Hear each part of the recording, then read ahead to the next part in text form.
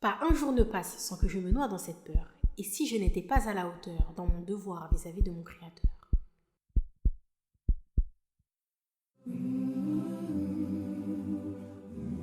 Assalamu alaikum wa rahmatullahi wa barakatuh. Que la paix, la miséricorde et les bénédictions d'Allah soient sur vous. Marhaba, bienvenue dans le podcast Opération Firdaus, le podcast pour la jeunesse musulmane qui sont à la recherche de l'excellence. Nous sommes deux sœurs en Allah et amies dans la vie de tous les jours. Notre objectif commun à travers ce podcast est d'inciter la communauté musulmane à la réflexion sur des sujets de notre quotidien, en se remettant tout simplement ou non en question pour arriver à la destination finale, le plus haut degré du paradis, le Firdaus. Que ce soit dans le domaine professionnel, familial, social, personnel ou spirituel, nous allons balayer tous les sujets en lien avec notre quotidien. Alors si vous êtes dans l'optique d'améliorer votre personne, votre pratique, d'exceller dans tout ce que vous entreprendrez vis-à-vis de notre magnifique et belle religion qui est l'islam, alors vous avez toqué à la bonne porte. On vous souhaite une agréable écoute, Inch'Allah, en espérant que cela puisse vous profiter. Barakallahu fikum. Qu'Allah vous couvre de sa bénédiction.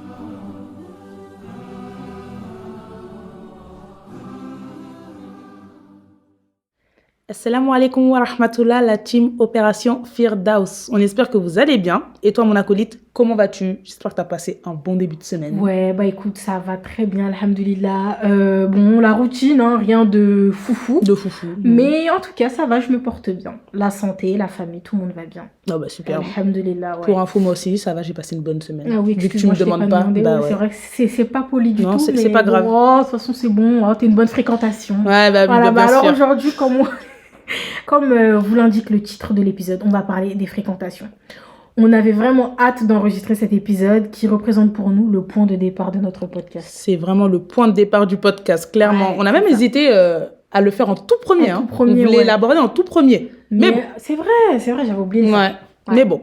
Et d'ailleurs, tu sais, il y a un hadith qui parle bien de l'impact et de l'importance d'une bonne fréquentation. D'après Abu Huraira, qu'Allah l'agrée, le prophète sallallahu alayhi wa sallam a dit « L'homme est sur la religion de son ami proche, ainsi que l'un d'entre vous regarde qui il prend comme ami proche. » C'est une traduction rapprochée du sens rapporté par Abu Daoud dans ses Sunan numéro 4833 et authentifié par Cheikh Albani.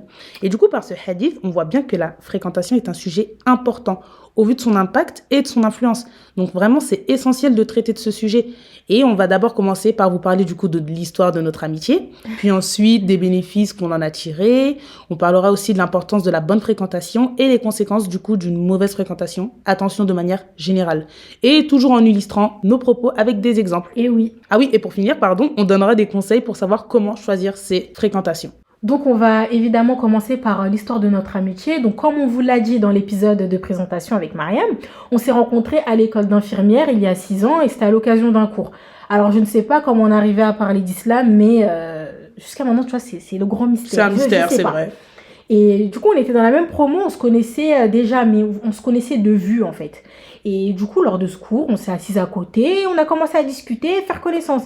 Et là, en fait, j'ai vu que on avait le même âge, qu'elle était très ouverte, bon délire. En plus, elle est grave drôle. Bah ça va, dis clairement, je suis ton clown. Oui, t'es mon clown. Elle est trop drôle, vous savez pas en fait. Et puis, en fait, on a commencé à parler d'islam. Et là, on était inarrêtable. Le feeling, il est passé direct. C'était naturel, vraiment sans forcer. Hein. On dirait qu'on se connaissait depuis 10 ans et tout. Et le cours, pour info, il a duré 4 heures. C'était un cours de psychologie, je m'en souviens. Mais au jour, on a débité pendant 4 heures. On n'a même pas écouté le cours. En fait, ce qui a fait que notre conversation était inarrêtable, c'est qu'à ce moment-là, on était toutes les deux en train de cheminer dans la religion. Et là, j'ai ressenti un sentiment inexplicable en me disant, c'est bon Khadija, là, t'as trouvé un acolyte. Vous allez apprendre plein de choses ensemble, c'est sûr. Parce que comme on vous l'a dit, on avait beaucoup de points communs, ce qui nous a permis de créer un lien et de nous rapprocher rapidement. On a le même âge, on habitait juste à côté, des villes voisines et tout, nos origines sont semblables.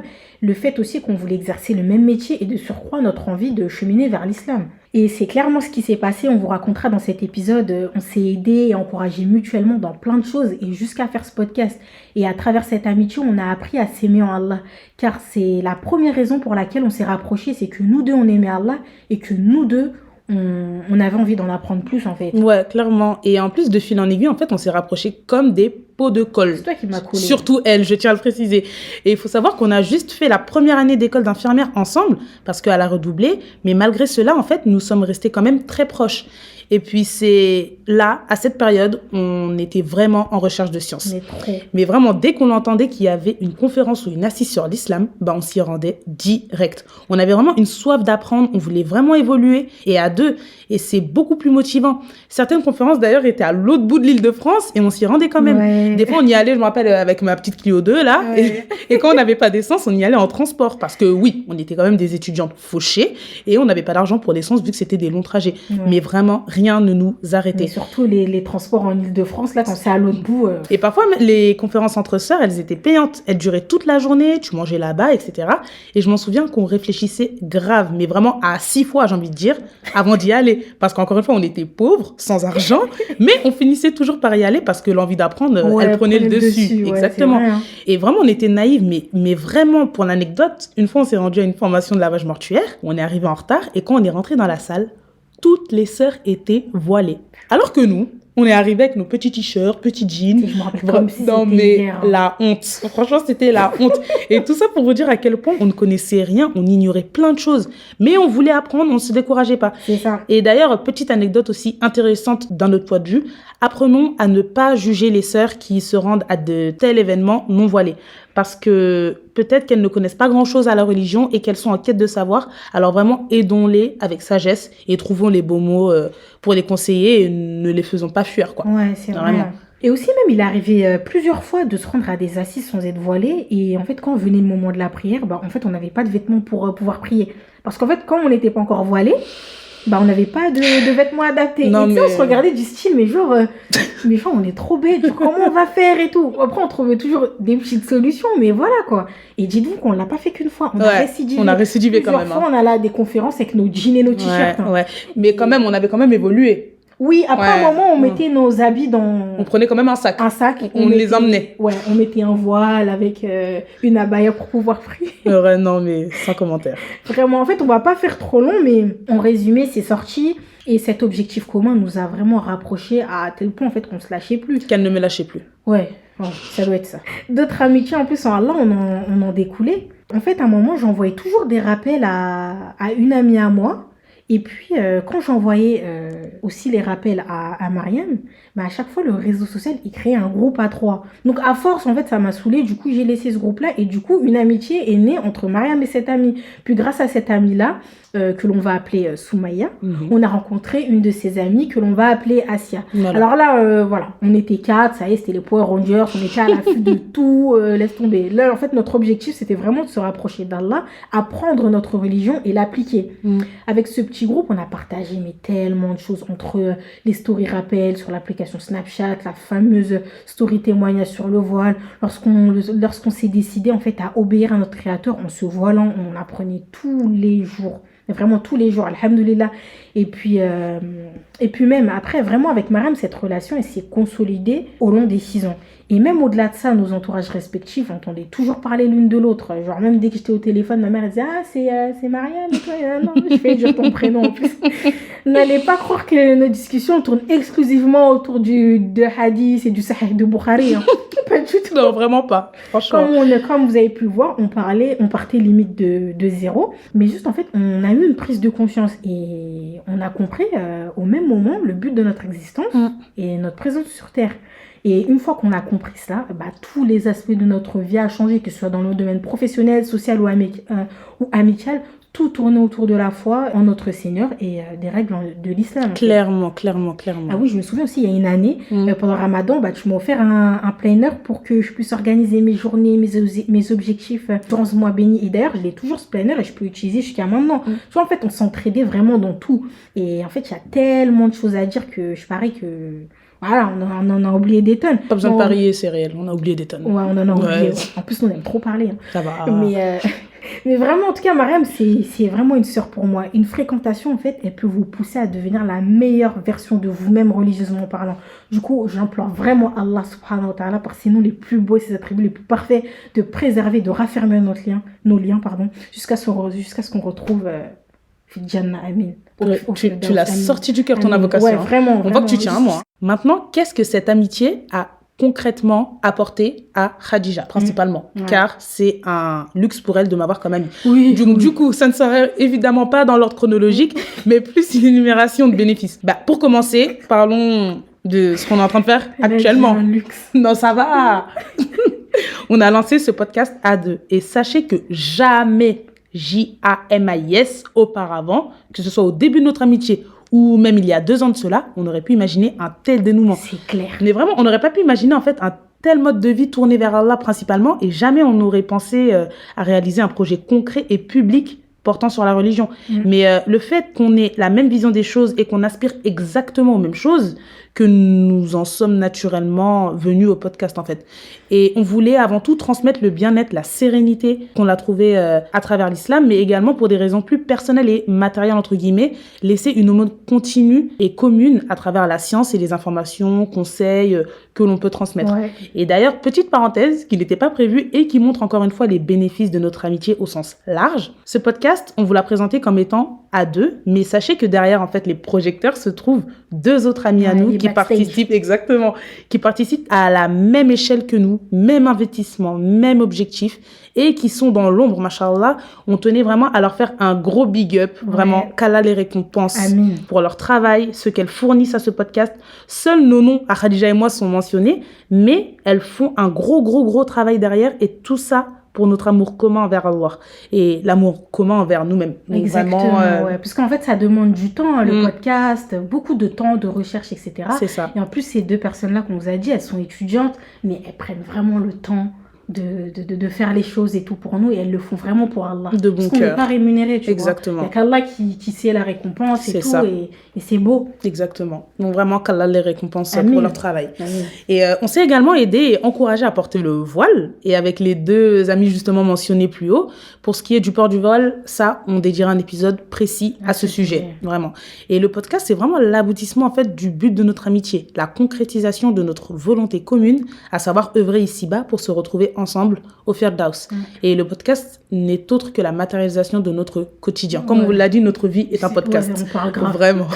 Mais pour faire bref, vraiment, on s'est couverte comme l'islam nous l'oblige. La même année, on se motivait et s'encourageait. On avait même un petit groupe sur Snapchat à 4 qui s'appelait Hijab, Inch'Allah, ou quelque chose comme ça, je sais plus, où on se motivait justement à se voiler comme l'islam le veut et à vaincre nos craintes. Ouais. On a appris ensemble la langue arabe.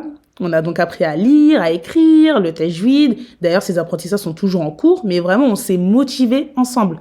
On s'est inscrite à des cours de sciences islamiques ensemble, encore une fois. Dans la même classe. On est dans la même classe et on s'aide toujours mutuellement dans la recherche de sciences afin d'avoir des sources fiables et véridiques et pour en apprendre toujours plus de la meilleure des manières et auprès toujours de personnes compétentes. Et il faut savoir que toutes ces choses-là, elles se sont faites de manière naturelle, fluide et progressive. C'est pas on a listé toutes les choses qu'on avait à faire au cours de notre vie et on s'est venu naturellement. Exactement, on s'est rien imposé, c'est vraiment venu naturellement. Et vous avez bien vu qu'au début, on galérait un peu à prendre nos repères. Hein.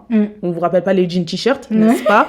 Et vraiment, on se fait aussi des invocations mutuellement. Et d'ailleurs, c'est l'une des seules à qui vraiment j'en demandais. Et pourquoi l'une des seules? Je dis ça parce que je savais pertinemment que quand je lui demandais de faire des invocations, qu'elle allait prendre le temps de lever ses mains jointes vers Allah et vraiment d'invoquer pour moi. Oui, donc tu vois que c'est moi. Ça va, allez, tout de suite tes grands mots. Voilà. Vraiment. Et je sais que l'on veut vraiment le meilleur l'une pour l'autre et que la promesse de l'invocation en notre faveur, elle est réelle, sincère et véridique. Et toujours en se conseillant et en se réconfortant, en se disant que si on croit fortement que Allah nous exaucera, eh ben ça se réalisera en fait. C'est ça. Et d'ailleurs, il y a un hadith qui dit, d'après Abu Darda, radiallahu anhu, prophète alayhi salatu wassalam, il a dit, il n'y a aucun serviteur musulman qui invoque pour son frère en son absence sans que l'ange dise à toi la même chose. Et c'est rapporté par Muslim dans son Sahih numéro 2732. Et en fait, non, 2732. Oui, c'est plus français. Ouais, voilà. En fait, ce qu'elle disait, c'est que quand elle invoquait pour moi ou que j'invoquais pour elle, et ben tout le temps, je repensais à ce hadith-là. Je me disais, en fait, quand j'invoque pour Mariam, c'est comme si j'invoquais aussi pour moi-même. Tout à fait. Du coup, c'est beau. Ouais. Aussi, on a assisté à beaucoup de conférences ensemble sur différents sujets comme la mort, la prière, les invocations, même sur la vie de la femme avec l'alignement de la spiritualité et du travail.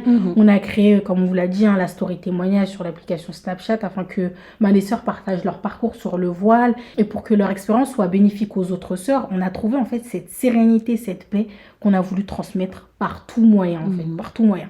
Du coup, pour conclure, hein, depuis qu'on se connaît, alhamdoulilah, on fait que progresser. Et sincèrement, pour faire le bilan, il n'y a pas une année ou même un trimestre qui a été moins productif que le précédent, pour l'instant, grâce à Allah.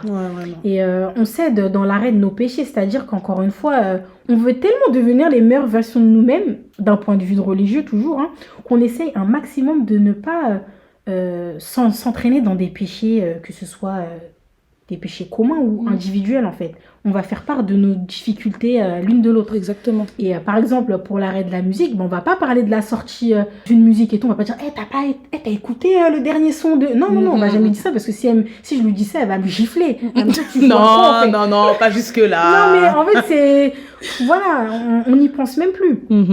Et pour la petite anecdote, on faisait des sortes de bilans avec les deux autres amis mentionnés plus haut, où on déterminait des péchés arrêtés par mois, puis évalués à la fin du mois. On faisait part de notre bilan aux autres. Par exemple, moi, je me souviens, j'avais grave du mal à me lever pour Salat al-Subh.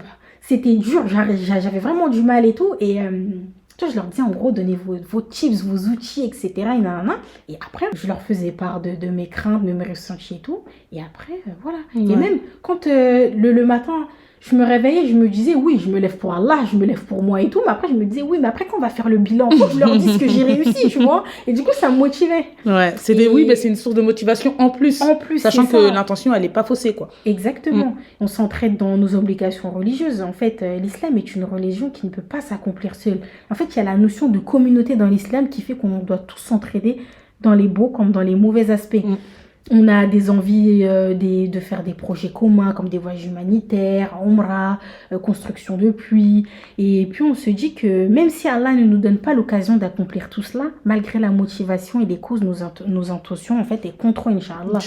Et encore une fois, pour une anecdote, lors de l'été 2022, en fait on est parti chez une amie en commun en Suisse et déjà c'était nos premières vacances à 3. Mais en plus de ça, on avait un attachement à la prière et automatiquement, sans en parler au préalable, on se mettait directement d'accord sur l'accomplissement de la prière en son temps. N'importe quel lieu, tant qu'il était adéquat et à l'abri de la place publique, on emportait notre matériel avec nous et on organisait nos sorties en fonction des heures de prière. En fait, il n'y avait même pas besoin de le dire. On sortait et on organisait clairement nos journées, nos visites, notre vie touristique, voilà, quoi, en fonction des horaires de prière. Et ça, avant, c'était inimaginable. Avant, notre cheminement spirituel. Et on voit bien que la fréquentation te pousse à faire ce genre de choses. Et notre esprit, Oumma, bon comportement, s'accroît ensemble, en fait. On s'améliore sur nos comportements, que ce soit, par exemple... dans la nervosité ou le fait de ne pas prendre de nouvelles de certaines personnes ou le fait de mal parler ou même les insultes, le fait de toujours venir en aide aux personnes, le fait de toujours être de bons conseils envers les gens. Et même nous deux, quand on se voit, on essaye de se voir avec le sourire, toujours avoir des paroles douces et tout. C'est vrai. C'est ça en fait. Mais en fait, clairement, on s'imite dans les bonnes choses. Et pour exemple, en côtoyant quasiment 24 heures sur 24 Khadija, ou plutôt elle, en me côtoyant 24 heures sur 24, et je veux pas lâcher l'affaire. Mais par exemple, elle a amélioré le comportement que j'ai envers mes parents. Et juste en observant en fait sa manière d'être et ce comportement envers ses parents, j'ai essayé d'adopter la même chose. Et évidemment, lorsque tu fréquentes une personne, que tu le veuilles ou non, tu vas forcément l'imiter. Tu vas lui ressembler. Et c'est ce qui s'est passé avec Khadija. Son comportement a influencé le mien et en bien, du coup. Et quand tu m'as dit ça, je t'ai touchée. Ouais, je sais bien, ouais. Ça et va. d'ailleurs, en fait, mais pourquoi, en fait, depuis là, on parle, mais pourquoi je t'ai choisie comme amie? Voilà, vous voyez, maintenant, elle l'assume. Voilà, pourquoi tu m'as choisie comme amie? Déjà, pour commencer... En fait, Mariam, elle me rappelle constamment Allah, elle me rappelle constamment mon Seigneur. Pas que par la parole, en fait, tu sais que je la vois de par son comportement, sa pudeur, tout. Elle me rappelle mon Seigneur. En fait, c'est ce qui nous lie, c'est l'amour en Allah et ça, c'est indéniable. Mariam, elle est disponible n'importe quand. En fait, elle dort jamais. Ça veut dire que même si à 4h du matin, je l'appelle, je dis t'es là, elle va être là. Et pas que disponible. Non, mais ne te méprends pas, hein, je suis de nuit, c'est pour ça que je suis disponible. Oui, bien sinon, ouais. Mais genre, si je l'appelle... C'est pas qu'une question, oui, je l'appelle, elle vient tout de suite, même si, je sais pas, demain elle déménage à Tokyo. Moi, j'espère que je ne vais jamais aller à Tokyo, mais même si elle déménage à Tokyo, je sais qu'elle sera là émotionnellement, tout, mentalement parlant. Enfin, bref, vous m'avez comprise. Mariam, c'est une oreille attentive, elle est toujours à l'écoute, elle est de très bons conseils. On peut discuter avec elle de n'importe quel sujet. Et Mariam aussi, elle est très bavarde comme moi. encore une fois, un autre point commun. Hein. Le podcast, en vrai, c'est un conseil, un moyen de transmission de la sérénité et tout qu'on a trouvé, mais aussi, c'est surtout un bon moyen de se retrouver pour discuter, parler. Ouais. Et voilà, si le podcast, ça devait être un livre qu'on devait écrire, on ne l'aurait pas fait. Mais comme le podcast, on doit parler, et ben on parle, on est contente de le faire. J'aime sa joie de vivre, elle aime rire, elle me fait rire. Tous les gens qui connaissent Mariam, ils savent qu'elle est très très drôle, c'est une fille qui est très drôle. Mariam, elle est souriante, elle est toujours de bonne humeur et elle est très généreuse. Mariam, elle donne, elle compte pas. Et vraiment, pour faire court, sérieusement, on comprend mieux pourquoi notre amitié est le point de départ de notre podcast. On a trouvé la sérénité, alhamdoulilah, et à travers ce podcast, on vous montre comment on a cheminé ensemble. Et là, si on doit faire un récap des 6 ans, on a énormément appris, machallah.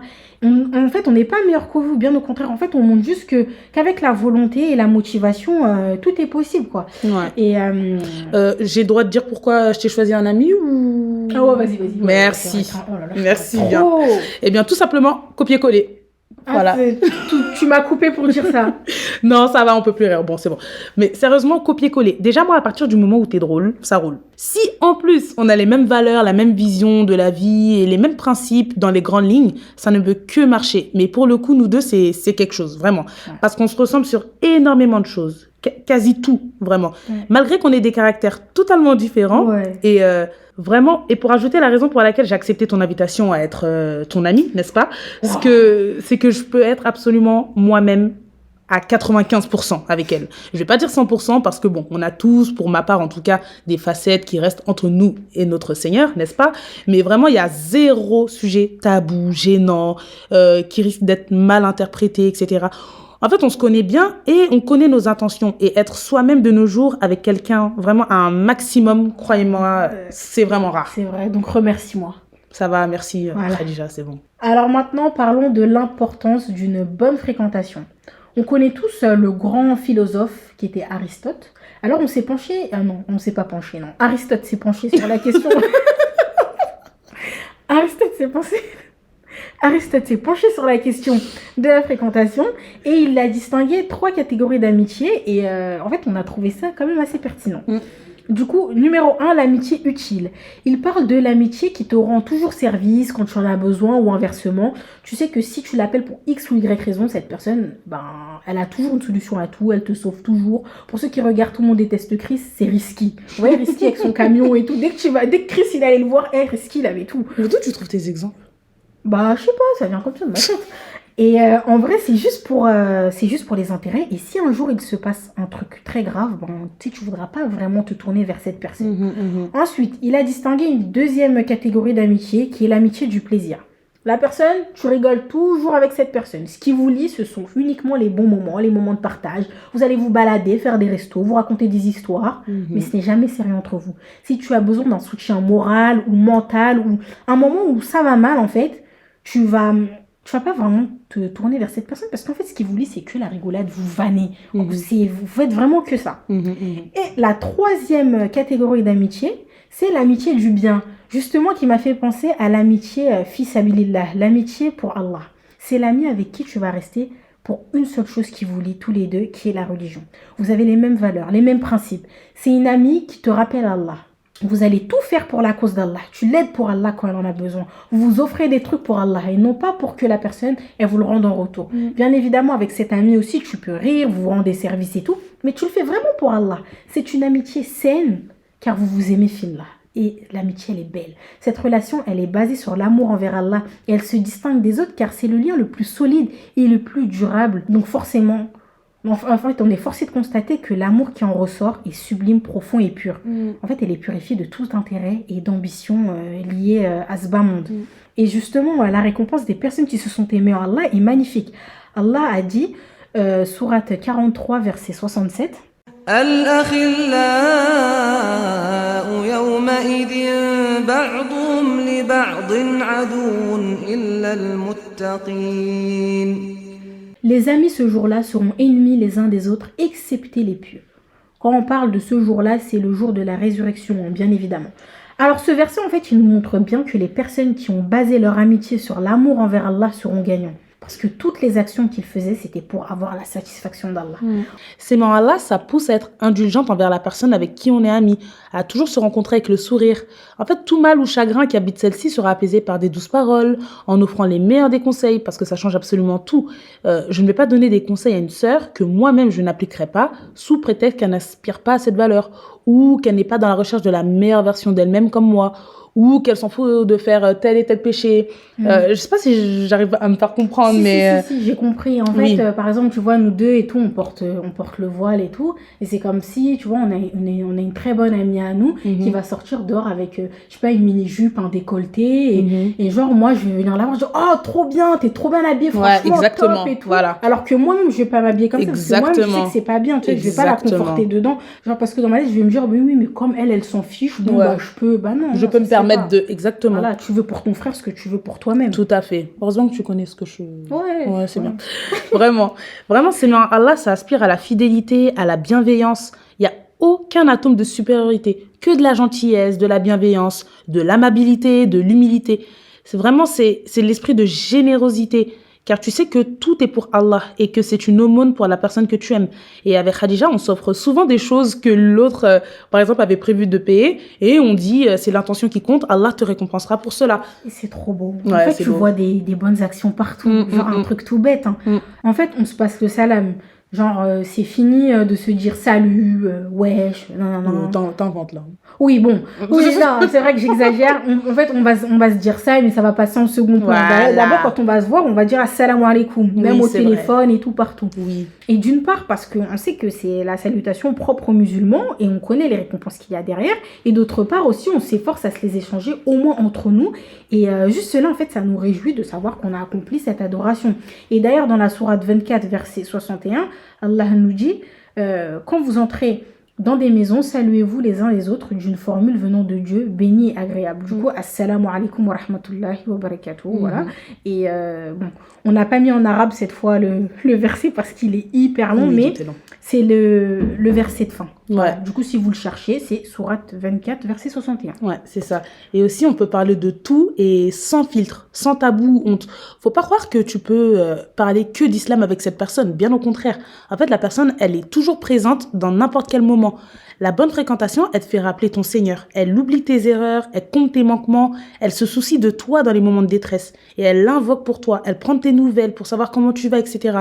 Et en exemple, pas meilleure démonstration d'amitié que Abu Bakr as-Siddiq radiallahu anhu et notre bien-aimé Mohammed sallallahu alayhi wa sallam. Ouais, vraiment.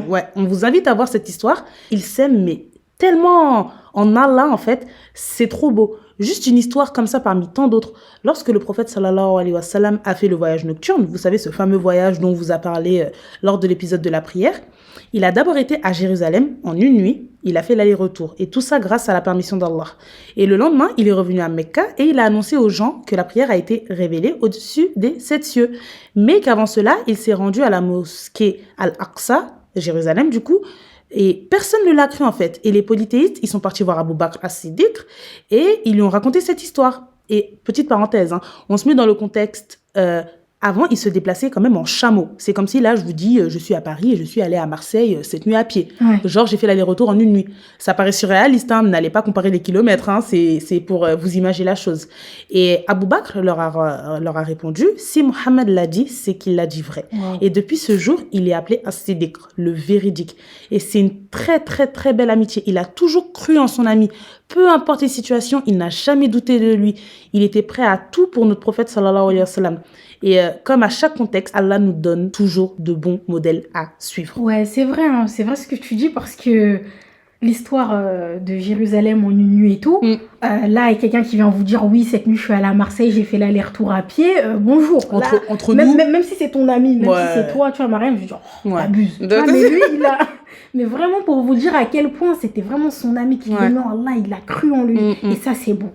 Et d'ailleurs, encore une parenthèse, il est important de rappeler que là, on parle des fréquentations des personnes du même sexe. On n'a pas envie de parler du débat interminable, amitié homme-femme, mais on voit bien que dans les modèles qu'Allah nous a donnés, il n'a jamais été question d'amitié mixte. On vit tellement dans une société où la mixité, elle est hyper banalisée, genre le fait d'avoir un meilleur ami du sexe opposé, c'est quelque chose de normal, alors que Pas du tout. Vaut mieux s'en éloigner. Forcément, tu vas connaître des gens du sexe opposé, hein, genre des connaissances, etc. Mais vraiment, les relations doivent rester très courtoises, quoi. Là, on parle vraiment des amitiés où tu vas faire du shopping avec la personne, aller manger avec la personne, vous faire des cinémas, etc. Genre ton best friend, quoi. Vraiment, c'est à bannir. Alors à présent, on va parler des conséquences d'une mauvaise fréquentation. Alors on entend beaucoup de personnes dire, alors oui, je ne suis pas influençable, moi je peux fréquenter tel type de personne, ça n'a pas d'impact sur ma personnalité, moi je suis solide, moi je sais où je vais et tout. Mais ça c'est totalement faux en fait. L'être humain est influençable de sa nature. Sa famille l'influence, ses amis, la société de manière générale, à travers la télé, les médias, les réseaux sociaux. En fait, c'est un fait, c'est factuel. Et je vous invite même à vous renseigner sur le conformisme et les études de psychologie sociale réalisées à ce sujet. Donc, pour faire bref, hein, le conformisme renvoie à un processus d'adaptation auquel la majorité d'entre nous fait face. En fait, lorsqu'un individu se trouve au sein d'un groupe, il subit une pression implicite qui le conduit à modifier ses opinions, ses croyances et son comportement. Et ça, en fait, c'est pour s'intégrer à un groupe. Alors, les « je ne suis pas influençable » et tout, ça, c'est stop. Stop. En fait, qu'on le veuille ou non, ton groupe d'amis va déteindre sur toi. Là, je vais donner encore un exemple. Vous voyez, quand on est dans les bouchons, il suffit qu'il y ait une personne qui klaxonne, tout le monde va s'y mettre. Alors que personne n'a dit aux autres de klaxonner, mais c'est naturel, c'est comme ça. Et c'est d'ailleurs très facile à repérer. Hein. Quand une personne fréquente une autre, bah, elle adopte les mêmes expressions qu'elle, les mêmes pensées, la même façon de parler parfois. Un peu comme les enfants avec leurs parents, c'est une sorte de mimétisme qui perdure à l'âge adulte. La première fois que mon frère il a vu Mariam, il m'a dit mais vous parlez pareil, vous avez les mêmes mimiques et tout. Mais moi tu vois, je m'en suis pas aperçue. Mais c'est vrai, à force de traîner ensemble, bah on se ressemble. Et parfois même les parents sont étonnés de voir leurs enfants au sein de leur groupe d'amis. C'est une personne totalement différente de celle qu'ils ont éduquée. En fait, la personne elle s'est juste intégrée au groupe qu'elle fréquente. Et c'est pour cette raison qu'il est très important de prendre garde à sa fréquentation. Et pour les parents qui nous écoutent, de prendre garde aux fréquentations de vos enfants. Et prenons un exemple religion. Abu Talib, l'oncle du prophète sallallahu alayhi wa sallam, il n'est pas mort sur l'islam. Il est mort en étant non-musulman. Qu'Allah nous en préserve. Il était très mal entouré des Quraysh, les Mécois polythéistes. Et malgré le fait qu'il était proche du prophète alayhi wa sallam, qu'il l'a toujours soutenu et tout, mais il n'a jamais embrassé l'islam. Et pourtant, au moment de sa mort, le prophète alayhi wa sallam, il a essayé de le convertir à l'islam. Abu Talib était sur le point d'accepter, mais ses amis l'en ont dissuadé, dont Abu Jahl, Abu Lahab, son frère, en lui disant qu'il allait renier la religion de ses ancêtres pour Mohammed, etc., que ça ne se faisait pas. En fait, il a été influencé par ses amis, et dans ce cas-là, un membre de sa famille, qui est Abu Lahab, jusqu'à son dernier souffle de vie, et par conséquent, il est mort en étant non-musulman. Et ces histoires-là, elles sont pas là pour nous faire jolies dans la sira, la biographie du prophète, alayhi salam, mais elles sont surtout là pour qu'on puisse en tirer des leçons. Mais parce que les mauvaises fréquentations peuvent vraiment tenir ici-bas et dans l'au-delà. Et ce verset, il en témoigne à la sourate Al-Furqan, versets 27 à 29. ويوم يعض الظالم على يديه يقول يا ليتني اتخذت مع الرسول سبيلا يا ويلتى ليتني لم أتخذ فلانا خليلا لقد أضلني عن الذكر بعد إذ جاءني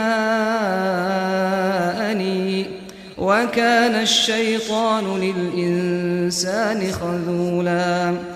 Le jour où l'injuste se mordra les deux mains et dira « Hélas pour moi, si seulement j'avais suivi le chemin avec le messager.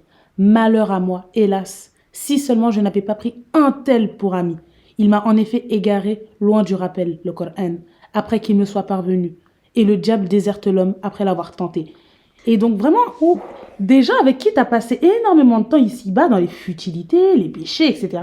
Encore une fois, référence au temps sur lequel on sera interrogé, seront tes ennemis ce jour-là. Et chacun se renverra la balle en disant que c'est l'autre qui l'a tiré dans les futilités, les interdits, etc. C'est dur. C'est dur. Franchement, c'est dur. Et on a aussi ce hadith qui témoigne de l'importance de la bonne compagnie. D'après Abu Musa al-Ash'ari, qu'Allah l'agrée, le prophète sallallahu alayhi wa sallam a dit « L'exemple du compagnon pieux et du mauvais compagnon est comme celui du vendeur de parfum et du forgeron.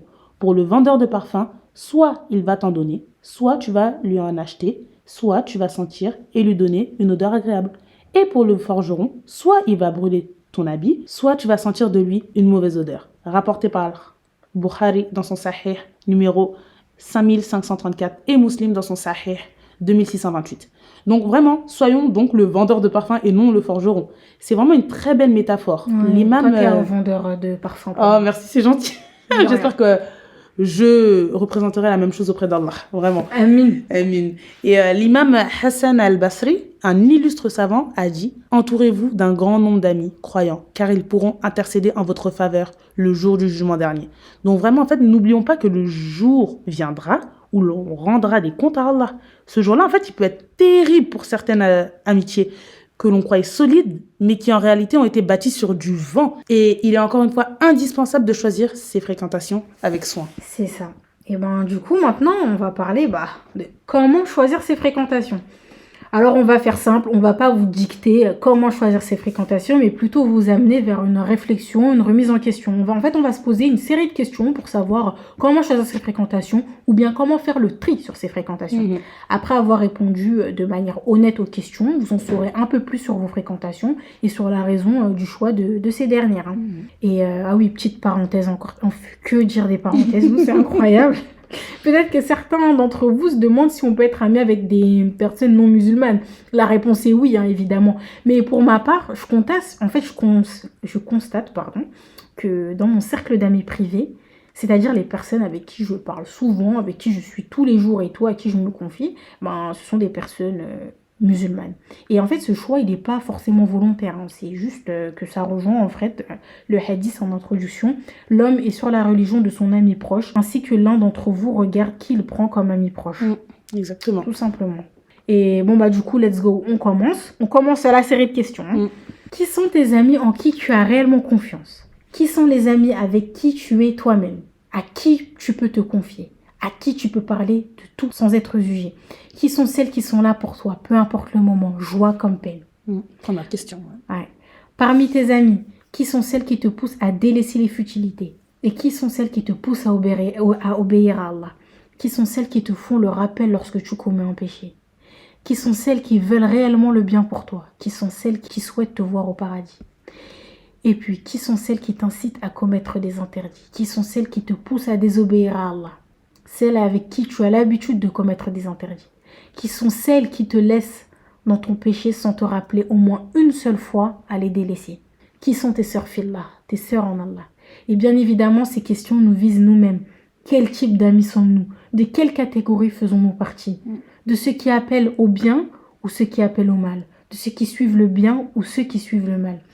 Du coup, l'objectif de cette rétrospective n'est pas de virer tous vos amis de votre liste d'amis, car personne n'arrive par hasard dans votre vie. Allah a tout prévu. Voilà, c'est le plan d'Allah. Mais en fait, de se remettre en question, si cette personne m'aspire au bien ou au mal dans ma vie, ou moi-même si j'aspire cette personne au bien ou au mal. Quelles leçons je dois en tirer, quelles leçons je dois appliquer, comment Allah veut me rapprocher de lui, quel message en fait il veut me faire passer. Et Cheikh Ibn Baz, un grand savant, l'a dit, le véritable frère est celui qui te mettra en garde contre le chemin de la perdition jusqu'à ce que tu l'évites. Et c'est rapporté dans le livre des fatwas, là, Majmou al-Fatwa 1421. Exactement. Et c'est vraiment des bonnes questions à se poser en fait, et qui permettent vraiment de se remettre en question et de s'analyser et analyser son entourage, vraiment. Donc vraiment, là, pour conclure, c'est la fin. C'est la fin. C'est la fin, vraiment, après ce long épisode. Mais on note qu'il est essentiel de choisir ses fréquentations au risque de le regretter ici-bas et surtout dans l'au-delà. Vraiment. Donc, remettons-nous en question et profitons du temps qu'il nous reste pour agir. Vraiment. Et même l'imam Al-Awza'i, un temps viendra où la chose la plus rare de cette époque sera un bon ami. Et c'est rapporté dans son Ilyat al-Awliya 995.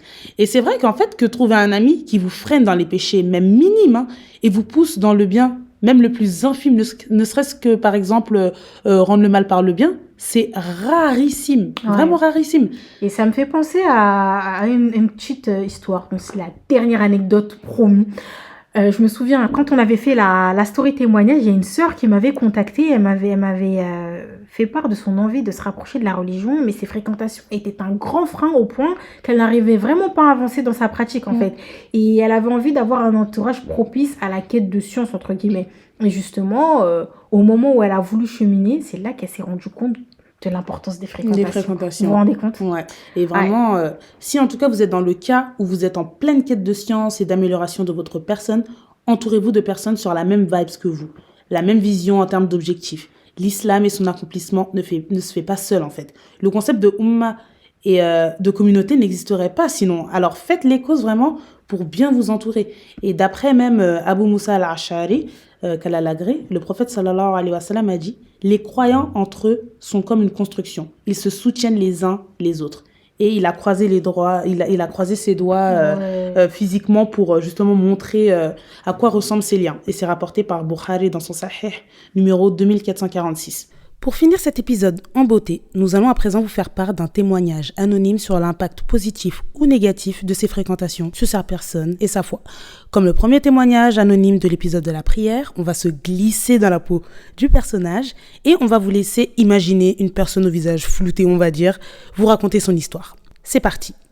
L'amitié a toujours été importante pour moi. J'ai toujours eu besoin d'avoir des amis, d'être accompagné au quotidien. Pourtant, mon histoire va vous prouver que parfois, il vaut mieux être seul que mal accompagné. À l'époque, mes amis étaient l'opposé de mon foyer. Chez moi, la religion était omniprésente. Mes parents priaient et pratiquaient au mieux la religion. Ils nous avaient inculqué dès le plus jeune âge les valeurs de l'islam et se souciaient de notre pratique. Ils faisaient attention à notre langage, notre façon de s'habiller, nos prières, nos centres d'intérêt, etc. Mon cercle d'amis était, par contre, radicalement opposé à ce mode de vie. Mes amis au collège ne connaissaient quasiment rien de la religion. Leur vie n'était pas du tout axée sur les valeurs de l'islam. Ils vivaient une vie complètement débridée et décalée, sans aucun principe ni valeur. Ils suivaient aveuglément leur passion et n'avaient presque aucune limite. Pourtant, ils étaient musulmans de naissance pour la majorité d'entre eux. L'opposition entre ma famille et mes amis a dédoublé ma personnalité. À la maison, j'étais celle que mes parents voulaient que je sois. En apparence, bien évidemment, les actes d'adoration n'étaient que faits superficiellement. Dehors, j'étais devenue la même que mes amis. La vulgarité, l'indécence et la turpitude m'avaient influencée. Je m'étais adaptée à leur mode de vie à une vitesse incroyable. En moins d'un an, tout avait changé. Mon caractère, ma façon de parler, ma façon de m'habiller, ma façon de penser, et bien évidemment, tout était radicalement opposé aux règles dictées par l'islam. Mes parents auraient été tristes de voir celle que j'étais, celle qu'ils avaient pourtant bien éduquée, et souvent je me disais que la petite fille que j'étais aurait été déçue de voir l'adolescente que j'étais devenue. La religion est donc devenue le cadet de mes soucis. Pire que ça, j'avais parfois honte d'être musulmane, honte d'afficher mon apparence religieuse en public. Personne ne pratiquait autour de moi et ils raillaient souvent la religion. J'ai donc pendant des années arrêté de pratiquer et de m'intéresser à l'islam. Je ne savais même plus qui j'étais et en qui je croyais. Je suivais aveuglément la masse sans savoir qu'elle me conduisait à ma perte. Mes amis me dictaient tout, inconsciemment et indirectement. Et au bout de quelques temps seulement, je suis devenue pire que mes amis. Je suis devenue moi-même une mauvaise fréquentation. Je m'étais rendu compte qu'au fil des années, je n'étais plus celle que l'on influençait, mais j'étais celle qui influençait les autres en mal.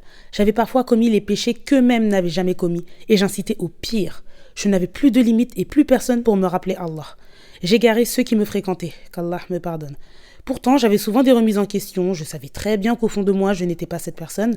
J'étais musulmane, j'avais des valeurs religieuses, mais malheureusement, ces valeurs étaient anesthésiées et endormies. C'est comme si je n'existais plus, comme si j'avais créé un personnage, je ne me reconnaissais plus. Ce personnage était le reflet de mes mauvaises fréquentations. À présent, je tenais un rôle et il était trop tard pour se repentir. Rien ni personne à cette période n'aurait pu me faire changer. Mes mauvaises fréquentations m'ont donc en quelques années fait oublier Allah et m'ont éloigné de mon éducation religieuse. Des années plus tard, et même après avoir quitté le lycée, je gardais le même mode de vie. Pourtant, je me suis coupée de mes anciennes fréquentations. Depuis que j'avais quitté le lycée, je ne leur parlais plus, je ne les voyais plus. J'avais d'autres amis en parallèle, pour qui la religion était plus ou moins importante, mais avec lesquels nous n'évoquions que rarement le sujet. Tout cela a perduré jusqu'en 2020. En 2020, une de mes amies s'est rapprochée de la religion, et cela m'a interpellée. C'est la première fois que depuis des années que je réentendais parler de la religion. Je me suis rappelé soudainement que j'étais musulmane et que je croyais en Allah et son prophète. J'ai fait la connaissance par son intermédiaire de deux sœurs, Khadija et Myriam. Avec elles, on ne parlait que de religion. On pouvait en parler pendant des heures et des heures. C'était tellement captivant, je n'aurais jamais pensé pouvoir un jour m'intéresser autant à la religion. Je ne me lassais pas de ces longues discussions, parfois interminables, à évoquer Allah et à évoquer son prophète. Les seuls points communs que nous partagions à cette époque étaient la soif d'apprendre la religion et l'envie de se rapprocher d'Allah. Nous sommes devenus amis et c'est la première fois que j'ai construit une amitié sur l'amour en Allah. Khadija et Mariam étaient ma bonne fréquentation. Elles m'incitaient au meilleur, m'épaulaient dans mes choix de vie, me conseillaient et ce sans jamais me juger. Je traversais à ce moment une remise en question totale sur ma vie. J'essayais de reprendre ma vie en main, ma vie que j'avais laissée contrôler par les distractions de la vie d'ici-bas pendant des années, la vie qui ne m'appartenait plus, mais qui avait été dictée en partie par mes anciennes fréquentations. À force de discuter avec elles de la religion, j'ai pris conscience de pas mal de choses banales en réalité, mais que j'avais oubliées.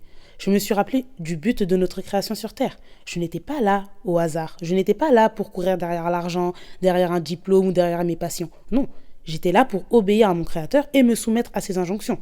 Allah a mis ces personnes sur mon chemin à un moment où j'avais besoin de me retrouver spirituellement. J'avais ce besoin de me confier à elle par rapport à mon cheminement spirituel. Pourtant, j'avais d'autres amis, mes amis de longue date, mais je ne ressentais pas la même facilité à en discuter avec elles. Mon ancien mode de vie s'est alors éteint progressivement. J'ai pris certaines décisions que je ne pensais jamais prendre dans ma vie, comme porter le voile par exemple. Et pour l'anecdote, lorsque j'étais en pleine période d'hésitation avant de porter le voile, j'avais peur de le mettre et de recroiser mes anciennes fréquentations. Ces fréquentations m'avaient tellement influencé que même après des années, j'avais peur de les croiser à nouveau et peur de leur jugement. Alors, dans ces moments de doute, je n'ai cessé de me rappeler que dans ma tombe, je serai seule et qu'ils ne me seront ce jour-là d'aucun secours. Je me répétais que je ne leur appartenais pas et que je devais seulement des comptes à Allah. Quelques années après mon repentir, Khadija et Mariam font toujours partie de ma vie et mon rapport à la religion n'a fait que s'améliorer. Je n'ai plus jamais lâché la prière, je me suis voilée, je me suis inscrite à des cours de sciences religieuses, j'ai amélioré mon comportement, complètement délaissé certains péchés et ai pu réveiller mon cœur. L'impact de cette bonne fréquentation a été quasiment imminente. Dès que je les ai connus, j'ai directement eu le déclic. Je me rapprochais de la religion et parallèlement, je me rapprochais d'elle. Et je ne suis, depuis ce jour, jamais retombée dans mes travers. Mon témoignage vous montre que malgré une bonne fréquentation, malgré un attachement solide à la religion, les fréquentations peuvent vous faire dévier du droit chemin. Et j'en ai fait les frais. De la même manière, une bonne fréquentation pourra vous ramener par la permission d'Allah vers le droit chemin. Basez vos amitiés sur l'amour en Allah et évoquez Allah le plus souvent possible avec vos amis. La fréquentation a plus d'impact que l'on ne le croit. En témoigne le hadith du prophète sallallahu alayhi wa sallam où il dit « L'homme est sur la religion de son ami proche, ainsi que l'un d'entre vous regarde qui il prend comme ami proche. » C'est la fin de ce témoignage. Avec Khadija, on ne va pas revenir sur l'histoire de notre amitié, les amis rencontrés entre-temps, mais cette personne ne vous l'a peut-être pas mentionné, mais elle a énormément impacté notre vie, notre foi et nos connaissances, car ce qu'elle considérait comme étant infime dans ses connaissances nous ont beaucoup apporté, vraiment, et qu'Allah la récompense pour son influence et nous la préserve jusqu'au Firdaus. C'était un épisode très long, long, on le reconnaît, mais vraiment nécessaire et indispensable. Car sans cela, cette rencontre, il y a 6 ans, Khadija ne m'aurait pas eu dans sa vie, tout simplement. Donc voilà, tu me laisses continuer s'il te plaît. Comme d'habitude, vous connaissez la mélodie. Laissez-nous des commentaires et la note de votre choix sur votre plateforme d'écoute. Suivez-nous aussi sur Instagram, où nous sommes pas mal actifs là-bas. Voilà. On implore Allah subhanahu wa ta'ala par ses noms les plus beaux de nous orienter dans le choix de nos fréquentations, dans le but de trouver la satisfaction d'Allah. Qu'il nous éloigne de toute personne nuisible à nos vies et à qui on nuit également. Qu'Allah nous pardonne nos péchés, nous fasse miséricorde et nous accorde le Firdaus comme dernière demeure. Qu'Allah étende ses prières et ses salutations sur notre bien-aimé prophète Muhammad sallallahu alayhi wa sallam, sur sa famille ainsi que ses compagnons radiyallahu anhum. Assalamu alaikum wa rahmatullahi wa barakatuh. كل من عليها فان ويبقى وجه ربك ذو الجلال والإكرام فبأي آلاء ربكما تكذبان